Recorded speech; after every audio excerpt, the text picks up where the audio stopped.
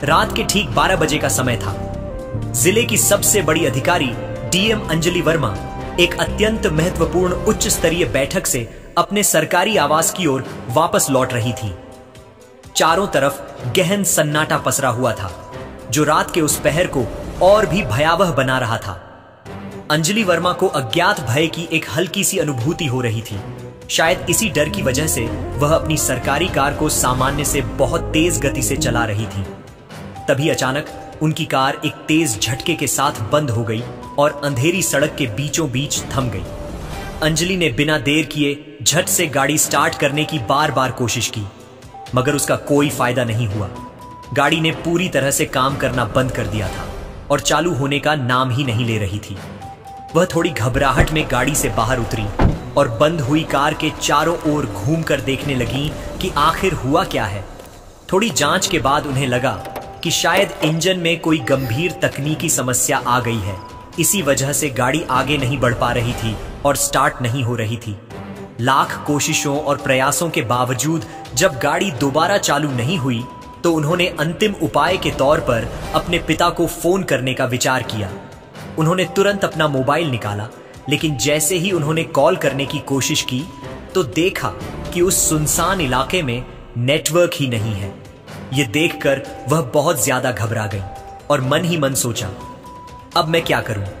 न तो मेरी गाड़ी स्टार्ट हो रही है और न ही यहां नेटवर्क है, जिससे मैं किसी से संपर्क भी नहीं कर सकती। ऐसे में घर कैसे जाऊं? मगर डीएम अंजलि वर्मा ने अपनी हिम्मत नहीं हारी। उन्होंने सोचा कि उनका सरकारी आवास अब ज्यादा दूर नहीं होगा और उन्हें जैसे तैसे करके यहां से निकलना ही होगा। यह सोचकर वह धीरे धीरे सड़क पर पैदल चलने लगी।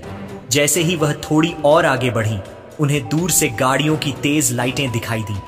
वह थोड़ी खुश हुई कि चलो कोई तो मिला, और वह धीरे धीरे उसी रोशनी की दिशा में बढ़ने लगी।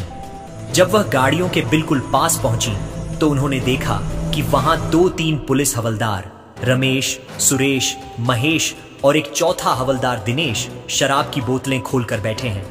वे खुलेआम शराब पी रहे थे और ताश खेल रहे थे। उनके पास ताश की गड्डियां भी पड़ी थीं।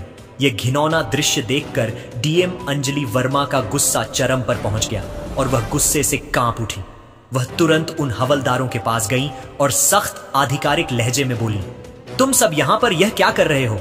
वर्दी पहनकर यही काम है क्या? रास्ते में बैठकर शराब पी रहे हो? आखिर तुम लोग हो कौन? कानून तोड़ने वाले या कानून को मानने वाले? अगर तुम लोग ही यह सब करोगे तो जनता क्या करेगी? यह वर्दी तुम लोगों के लायक नहीं है, समझे? हवलदारों में से एक रमेश हंसते हुए बोला, अरे मैडम, ज्यादा ज्ञान मत दीजिए, समझी? तुम्हारे जैसे नाजुक होठों से ये कड़क बातें अच्छी नहीं लगती। आओ हमारे साथ बैठ जाओ, थोड़ी मौज मस्ती कर लो। आखिर इतनी रात को हुस्न की परी कहां से आ रही हो? कभी हमारी तरफ भी देख लो, हम भी तुम्हारे दीवाने हैं। यह अपमानजनक बात सुनकर अंजलि वर्मा का गुस्सा और बढ़ गया, लेकिन उन्होंने गहरी सांस लेकर खुद को संभालते हुए कहा, देखिए, मेरे सवाल का जवाब दीजिए। आप लोग यहां शराब क्यों पी रहे हैं? सरकार ने शराबबंदी लगाई है और आप लोग जो कानून के रखवाले हैं वही कानून तोड़ रहे हैं। शर्म नहीं आती आपको? यह वर्दी पहनने का कोई हक नहीं है आप लोगों को, समझे? इतना बोलते ही हवलदार सुरेश ने अंजलि वर्मा का हाथ पकड़ लिया और उन्हें अपनी तरफ खींचते हुए बोला, अरे मैडम, हमें ज्ञान मत दीजिए, हमें पता है हमें क्या करना है। वो सब छोड़ो, आज तो तुम्हें हमारे साथ यह शराब पीनी ही पड़ेगी। थोड़ा खुश हो जाओ, मजा आ जाएगा। वैसे भी तुम्हें देखे बिना रहा नहीं जा रहा। प्लीज एक बार हमें खुश कर दो मेरी जान। ये घटिया अपमानजनक शब्द सुनते ही अंजलि वर्मा का गुस्सा फूट पड़ा। वह अपने गुस्से को कंट्रोल नहीं रख सकी और उन्होंने एक जोरदार थप्पड़ हवलदार सुरेश के चेहरे पर मार दिया। गुस्से में गरजते हुए बोली, तुम लोग इस वर्दी के लायक नहीं हो। अब देखो मैं क्या करती हूं। यह वर्दी तुम्हें यूं ही नहीं दी गई है, यह जनता की सेवा करने के लिए दी गई है, ताकि तुम देश की रक्षा करो। मगर तुम लोग जनता की सेवा क्या करोगे? खुद ही बिगड़े हुए हो, जनता को क्या सुधारोगे? तभी एक और हवलदार महेश ने अंजलि को जोर से खींच लिया और गुस्से में बोला, क्या देख रहे हो तुम लोग? पकड़ो इसे, आज इसे सबक सिखाना ही पड़ेगा।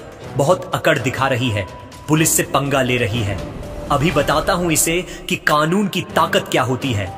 उसने अंजलि को कसकर पकड़ लिया, मगर अंजलि वर्मा कोई कमजोर या आम लड़की नहीं थी। उन्होंने एक जोरदार झटका देकर खुद को छुड़ा लिया, लेकिन उनके अंदर डर बैठ चुका था। वह समझ नहीं पा रही थी कि अब क्या करें। वह न तो भाग सकती थी और न ही मदद बुला सकती थी, क्योंकि नेटवर्क नहीं था। उन नशे में चूर हवलदारों की बुरी नीयत देखकर साफ लग रहा था कि अब उनका बच पाना मुश्किल है। फिर डीएम अंजलि वर्मा ने अंतिम प्रयास करते हुए गुस्से में अपनी असली पहचान जाहिर की। मैं इस जिले की डीएम हूं। मैं तुम चारों को अभी के अभी सस्पेंड कर देती हूं और मैं कल ही एसपी राकेश शर्मा सर से बात करके तुम चारों को सस्पेंड करवा कर रहूंगी, समझे?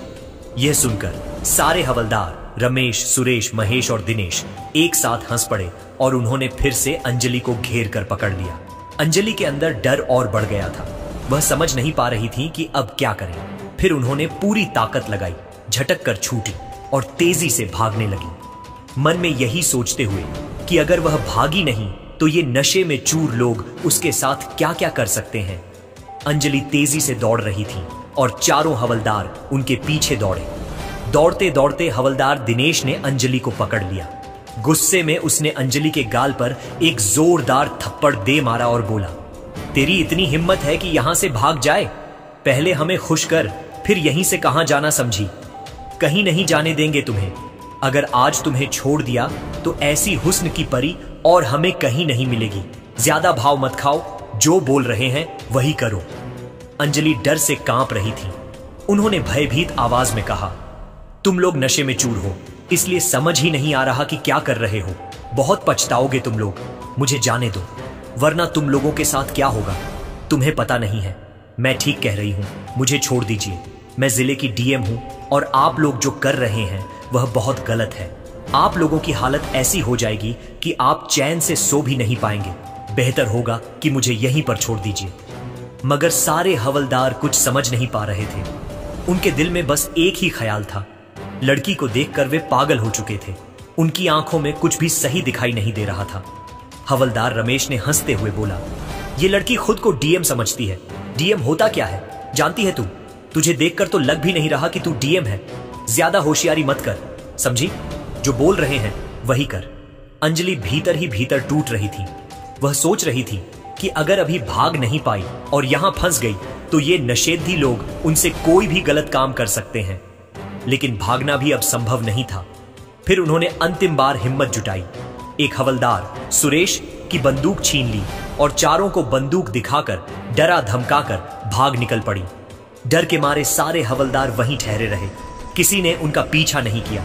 सबके मन में डर बैठ गया था कि कहीं गोली न चल जाए। अगली सुबह हुई तो डीएम अंजलि वर्मा ने सोचा कि अब क्या किया जाए। फिर उन्हें एक सटीक आइडिया आया और वह सीधे एसपी ऑफिस पहुंची। वहां जाकर उन्होंने उन चारों हवलदारों के खिलाफ विस्तृत रिपोर्ट दर्ज करवाने का आग्रह किया और तत्काल सस्पेंड करने की मांग की। मगर पुलिस अधीक्षक एसपी राकेश शर्मा ने, जो एक ईमानदार अधिकारी थे, कहा, मैडम, मैं आपकी बात से पूरी तरह सहमत हूं, मगर हम बिना किसी ठोस सबूत के इतनी बड़ी कार्रवाई नहीं कर सकते। मैं आपसे अनुरोध करता हूं कि आप उनके खिलाफ कुछ सबूत लाएं, तभी मैं इस केस को आगे बढ़ाऊंगा। अंजलि परेशान हो गई कि आखिर क्या किया जाए। बात तो सच थी कि बिना सबूत के किसी को सस्पेंड करना मुश्किल था। वह तुरंत अपने घर पहुंची और कुछ देर सोई।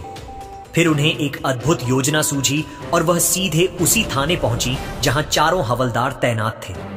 थाने में जाकर उन्होंने देखा कि इंस्पेक्टर जयंत चौधरी डेस्क पर बैठे थे।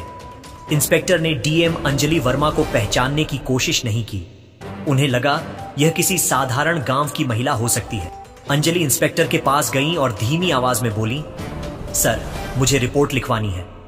यह सुनते ही इंस्पेक्टर जयंत चौधरी ने बड्ढे घमंड से हंस उठा और बोला, रिपोर्ट लिखवानी है? पैसे हैं तुम्हारे पास? रिपोर्ट लिखवाने के यहां रेट लगते हैं।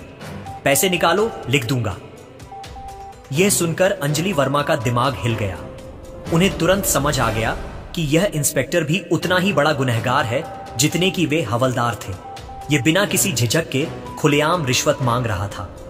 तब अंजलि ने अपनी असली कड़क आवाज में कहा, सर, हमें कानून मत पढ़ाइए। कानून में कहीं नहीं लिखा है कि रिपोर्ट लिखवाने के पैसे लगते हैं। आप हमसे रिश्वत मांग रहे हैं और हम पैसे नहीं देंगे। आपका जो काम है वह कीजिए। मुझे रिपोर्ट लिखवानी है, जल्दी से लिखिए। यह सुनकर इंस्पेक्टर गुस्से में आया और बोला, यह लड़की मेरे सामने जुबान चला रही है, जानती भी है कि मैं कौन हूं। अभी के अभी तुझे अंदर कर सकता हूं। ज्यादा अकड़ मत दिखा और पैसे दे, नहीं तो यहां कोई रिपोर्ट नहीं लिखी जाएगी। बड़ी आई रिपोर्ट लिखवाने। निकल यहां से, वरना धक्के मारकर बाहर निकाल दूंगा। अंजलि वर्मा को बहुत गुस्सा आया। उन्होंने गुस्से में कहा, देखिए इंस्पेक्टर, आप मुझे जानते नहीं हैं कि मैं कौन हूं। हद में रहकर बात कीजिए, समझे? मुझे कानून बहुत अच्छे से आता है, इसलिए मुझे मत सिखाइए कि मुझे क्या करना है। मैं यहाँ रिपोर्ट लिखवाने आई हूँ और रिपोर्ट लिखवाकर ही जाऊंगी, समझे? अब जल्दी से मेरी रिपोर्ट लिखिए। इतने में ही अंजलि की नजर एक हवलदार रमेश पर पड़ी, वही हवलदार जो रात को उन चारों में से एक था। अंजलि ने गुस्से में इंस्पेक्टर से कहा, आपको पता भी है कि आपके थाने में क्या चल रहा है? अब तो आपको और इन हवलदारों दोनों को सस्पेंड करवाना पड़ेगा। इस पूरे थाने को साफ करना पड़ेगा। आप लोग इस वर्दी के लायक नहीं हैं। मैं आप सबको सस्पेंड करवा कर रहूंगी। यह सुनकर इंस्पेक्टर घबरा गया, लेकिन फिर भी अकड़ में बोला, अरे लड़की, तुम हो कौन और यह सब क्या बक रही हो? ज्यादा होशियार मत बन, समझी? वरना इतना मारूंगा कि घर तक चलकर नहीं जा पाएगी। चल निकल यहां से, वरना धक्के मारकर निकाल दूंगा। मुझे गुस्सा मत दिला, समझी? यह सुनकर डीएम अंजलि वर्मा गुस्से से लाल हो गई। उन्होंने पर्स से अपना आधिकारिक आईडी कार्ड निकाला और इंस्पेक्टर के सामने रख दिया। जैसे ही इंस्पेक्टर जयंत चौधरी ने आईडी कार्ड देखा, उसकी आंखें चौड़ी हो गईं और चेहरा सफेद पड़ गया। वह डर के मारे तुरंत खड़ा हो गया और हाथ जोड़कर बोला, मैडम, मुझे माफ कर दीजिए। मुझे नहीं पता था कि आप जिले की डीएम हैं। Sorry madam. बताइए आपको किसके खिलाफ रिपोर्ट लिखवानी है? मैं अभी रिपोर्ट लिखता हूं। यह सुनकर अंजलि वर्मा का गुस्सा और बढ़ गया। उन्होंने सख्त लहजे में कहा, तुम लोग आम जनता के साथ भी यही हरकत करते हो ना? अब मैं दिखाऊंगी कि कानून की ताकत क्या होती है। तुम्हें यह वर्दी जनता की सेवा के लिए दी गई है, लेकिन तुम लोग इस वर्दी के नाम पर जनता को लूट रहे हो, गलत काम कर रहे हो। यह वर्दी तुम लोगों के लायक नहीं है। फिर उन्होंने अपना आईडी कार्ड वापस लिया और गुस्से में बोली, अब कल तुम लोगों का फैसला होगा, तैयार रहना तुम सब। यह कहकर अंजलि वर्मा थाने से बाहर निकली और सीधा एसपी राकेश शर्मा से जाकर बात की। एसपी राकेश शर्मा ने कहा, मैडम, थाने में जरूर सीसीटीवी कैमरे लगे होंगे। अगर हम वह फुटेज देख लें तो पता चल जाएगा कि इंस्पेक्टर ने सच में आपके साथ क्या किया था। दोनों तुरंत थाने पहुंचे और वहां के सीसीटीवी कैमरों की जांच शुरू की। सीसीटीवी फुटेज में साफ साफ दिखाई दे रहा था कि इंस्पेक्टर जयंत चौधरी किस तरह से डीएम अंजलि वर्मा से बदतमीजी कर रहा था, रिश्वत मांग रहा था। अब सबूत पक्के थे और डीएम मैडम खुद गवाह थी। फिर एसपी राकेश शर्मा ने रिपोर्ट तैयार की और मामला कोर्ट तक पहुंचाया, ताकि यह मामला सबके सामने आए और आगे से कोई भी व्यक्ति, चाहे वह वर्दी में हो या आम इंसान, गलती करने से पहले 100 बार सोचे। अगले दिन सुबह 10 बजे कोर्ट में इस मामले की सुनवाई शुरू हुई। बाहर कोर्ट के गेट पर मीडिया और लोगों की भारी भीड़ लगी हुई थी। हर कोई एक ही बात कर रहा था, आज डीएम अंजलि वर्मा के केस का फैसला आने वाला है। कुछ लोग कहते थे, देखते हैं अब कितने बड़े बड़े अफसरों को सजा मिलती है, तो कुछ कहते थे पुलिस वाले बच जाएंगे हमेशा की तरह। लेकिन इस बार मामला अलग था। इस बार सामने कोई आम औरत नहीं, बल्कि जिले की डीएम खुद खड़ी थी, जिन्होंने अपने ही सिस्टम के खिलाफ आवाज उठाई थी। कोर्ट के अंदर गंभीर माहौल था। जज साहब अपनी बेंच पर बैठे थे। सामने सरकारी वकील और दूसरी तरफ बचाव पक्ष के वकील और पीछे सीट पर बैठे थे वह सारे हवलदार और इंस्पेक्टर जिन पर गंभीर आरोप था। सबके चेहरों पर डर साफ झलक रहा था। जज ने कहा, मामला अंजलि वर्मा बनाम राज्य पुलिस विभाग सुनवाई शुरू की जाती है। सरकारी वकील खड़े हुए, बोले, माय लॉर्ड, यह मामला सिर्फ एक महिला अधिकारी के साथ बदतमीजी का नहीं है। यह उस सिस्टम की सच्चाई है जिसमें ताकत के नशे में कुछ लोग भूल जाते हैं कि कानून क्या होता है। हमारे पास सीसीटीवी फुटेज, ऑडियो रिकॉर्डिंग और गवाह सब मौजूद हैं। उन्होंने सीसीटीवी फुटेज दिखाया। स्क्रीन पर साफ दिख रहा था कि इंस्पेक्टर डीएम मैडम को एक आम महिला समझकर रिपोर्ट लिखने से मना कर रहे हैं, रिश्वत मांग रहे हैं और बदतमीजी कर रहे हैं। पूरा कोर्ट हॉल कुछ देर के लिए चुप हो गया। अंजलि वर्मा की आंखों में पानी आ गया, पर चेहरा मजबूत था। बचाव पक्ष का वकील उठा, बोला, माय लॉर्ड, ये सब एक गलतफहमी थी। मेरे मुवक्किलों का कोई गलत इरादा नहीं था, वो बस आदेशों को लेकर उलझन में थे। जज ने बीच में टोका, क्या आदेशों को लेकर उलझन का मतलब बदतमीजी और महिला अधिकारी का अपमान है? क्या पुलिस वर्दी में रहकर कोई भी यह सब कर सकता है? वकील चुप हो गया। पूरा कोर्ट हाल शांत था। फिर अंजलि वर्मा को स्टैंड पर बुलाया गया। वो उठी, धीरे से बोली, माय लॉर्ड, मैं किसी से बदला नहीं चाहती। मैं बस इतना चाहती हूं कि जो भी वर्दी पहनता है वो इस बात को याद रखे कि वर्दी सम्मान की निशानी है, ताकत की नहीं। मैं डर सकती थी, लेकिन अगर मैं चुप रहती तो आने वाली और महिलाएं हमेशा डरती रहती। जज साहब ने गहराई से अंजलि की बात सुनी। कोर्ट में बैठे लोग भी भावुक हो गए। सरकारी वकील ने आगे कहा, माय लॉर्ड, यह मामला सिर्फ डीएम का नहीं है, यह हर उस इंसान का है जो अपने अधिकार के नाम पर गलत करने वालों से डरता है। अगर आज इन लोगों को सजा नहीं मिली तो कल फिर कोई डीएम, कोई आम औरत या कोई गरीब आदमी इसी तरह बेइज्जत किया जाएगा। सुनवाई करीब 2 घंटे चली। हर सबूत और बयान के बाद यह साफ हो गया कि इंस्पेक्टर और हवलदारों ने शराब के नशे में न केवल डीएम से बदतमीजी की, बल्कि अपने पद का दुरुपयोग भी किया।